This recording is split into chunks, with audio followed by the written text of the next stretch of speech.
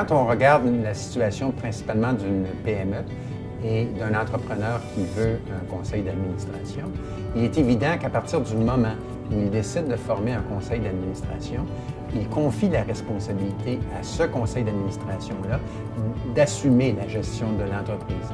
Il abandonne donc une partie de ses droits et privilèges. Ceci étant dit, il est important de noter que, comme actionnaire, il peut conserver certains pouvoirs et privilèges par le biais d'une convention unanime d'actionnaires où il peut stipuler qu'à toute fin pratique, certaines décisions importantes sont transmises du conseil d'administration aux actionnaires. On voit ça très fréquemment dans des entreprises où il est possible d'avoir une convention unanime d'actionnaires, ce qui n'est pas possible, par exemple, dans le cas d'un émetteur assujetti où les actions sont distribuées à travers le public en général. Pour un entrepreneur, il doit penser, avant de constituer un conseil d'administration véritable, aux conséquences pour lui de cette constitution-là.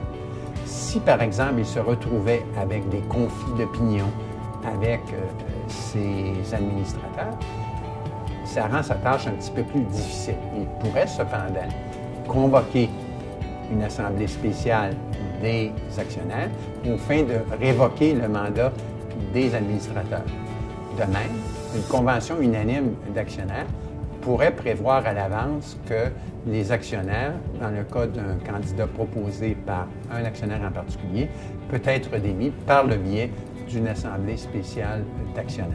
Donc, l'entrepreneur qui n'est pas d'accord, qui prévoit ne pas être d'accord, doit donc prendre des précautions au niveau d'une convention unanime d'actionnaires à cet effet.